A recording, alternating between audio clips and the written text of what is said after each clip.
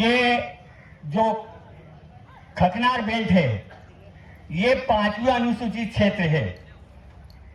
यहाँ तहसीलदार, collector, TI, SP बगैर ग्राम सभा की अनुमति के गांव में अंदर घुस नहीं सकता। ये हमारा पावर है, लेकिन हमको वो पावर पता नहीं है। हम अलग अलग तरह से हम हमारे संगठनों में बटे हुए हैं। कोई राजनीति में जा रहा, कोई अपना संगठन बना के काम कर रहा, लेकिन हमारी जो ओरिजिनल ताकत है वो है ग्राम सभा, जिसको रूढ़ी प्रथा बोलते हैं, जिसको संविधान में 13(3) का संविधान में 13(3) का जो कानून है वो हमारा है। तो उस कानून के तहत, और ये कोई नया कानून नहीं है, जैसे हमारे गांव में चौड़ी बैठती है ना, उसी को 13(3) का बोला है, उसी को रूढ़ी प्रथा बोली है। आज हमको कानून नहीं होने, पता होने के कारण ही सब हमारे ऊपर ये शोषण अत्याचार हो रहा है। हमारी जमीनों पे कब्जा कर रहे हैं, हमारे मकानों पे कब्जा कर रहे हैं, हमको उल्टे सीधे केस में फंसाया जा रहा है। ये क्यों हो रहा है? क्योंकि हमने ग्राम सभा की ताकत को भूल गए हैं। आज आप बहुत लोग आने वाले थे, लेकिन सबको हमने रोका, क्योंकि ये जो सरकारी जमीन जिसको बोल रहे हैं, ये दूसरे प्रशासन लोग, नेता लोग तो यही समझते हैं ये सरकारी जमीन है, लेकिन ये सरकारी जमीन नहीं है। ये सरकारी जमीन नहीं है। यहाँ भी पुलिस के आदमी भी होंगे, सरकारी आदमी भी होंगे, वो सुन ले कि ये जो सरकारी जमीन नहीं है, ये जो जिस पे मैं खड़ा हूं, और ये सरकारी जमीन भी है ना, ये ग्राम सभा के अंतर्गत आती है। ये ग्राम सभा का पावर है कि सरकारी जमीन पे ग्राम सभा का अधिकार। ये ग्राम सभा कौन सी? ये ग्राम पंचायत नहीं, ये कोर्ट कचहरी नहीं। ये हमारे जो गांव में चौड़ी चलती है ना, जैसे पटेल प्रथा, ये जमीन उसकी है।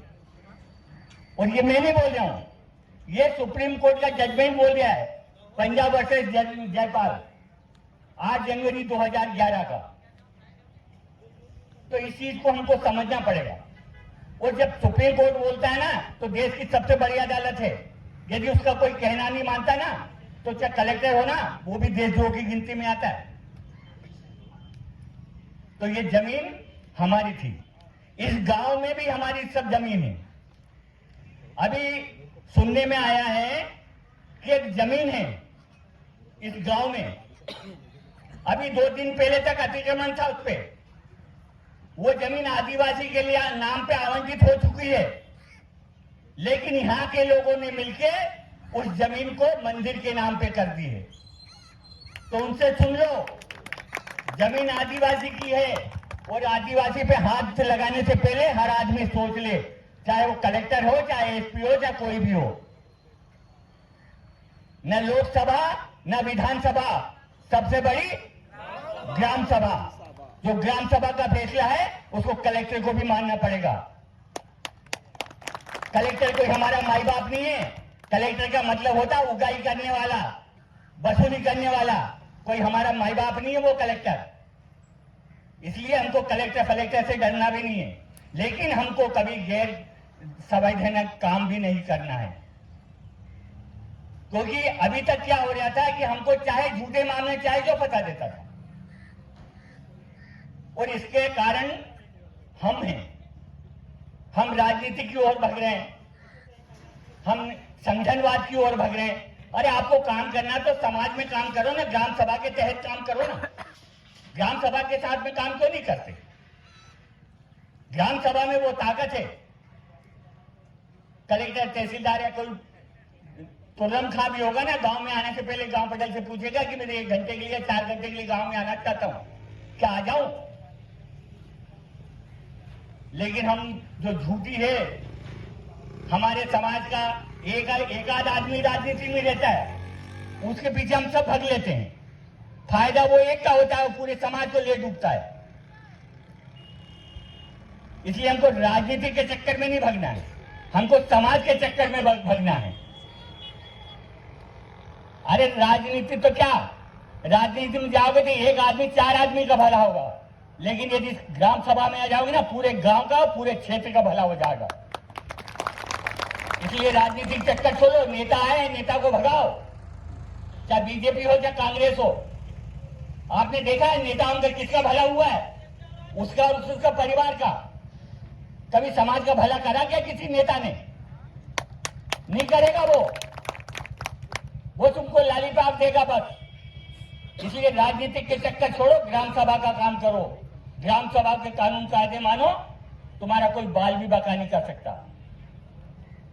आईपीएस सीआरपीसी पुस्तक में लिखा है, कानून की पुस्तक में, जिसमें पुलिस चलती है ना, पुलिस में जो लोगों को गिरफ्तार करती, केस बनाती, आईपीसी की धारा 5 में लिखा है कि आदिवासी के ऊपर कोई भी कानून लागू नहीं होता। लेकिन आज छोटे छोटे मामले में आदिवासी को बंद कर रहे हैं थाने में। क्यों कर रहे हैं? क्योंकि हम ग्राम सभा का पावर नहीं जान रहे, ग्राम सभा के तहत काम नहीं कर रहे। ग्राम सभा के तहत काम करो। और ये अभी मैंने बीच में सुना था रेत खनन का, यहाँ के कुछ चापलूस लोग हैं जो रेत खनन का काम कर रहे हैं। यदि हमारे तो 2-4 लड़के ग्राम सभा के नाम से रेत कर रहे थे तो उनको बड़ी जलन हो रही थी, उनकी कंप्लेंट करी, उनको बंद करवाया। और ये दूसरे कर रहे हैं लोग, ये भी दूसरे भी तो ब्लैकमेलिंग कर रहे हैं, ये भी 500 की टाली 5000 में दे रहे हैं, इन पे क्यों नहीं रोक लगाती? जब सुप्रीम कोर्ट बोलता है कि जमीन और जमीन के अंदर जितना खजाना है वो आदिवासी का 5वीं अनुसूची क्षेत्र में, फिर हमारे लोगों पे कार्रवाई क्यों हो रही है? हमने बुलाया था तहसीलदार साहब को, आओ हमसे बात करो, सवाल जवाब करो। हम कानून की पुस्तक भी साथ में लेके आएंगे। ये मेरे विचार नहीं है, मैं कानून की पुस्तक देख के बोल रहा हूं। वो आते तो मैं कानून की पुस्तक भी उनके हाथ में थमाता। जवाब नहीं है उनके पास। तो साथियों, हमको जो भी काम करना है ग्राम सभा के माध्यम से करना है।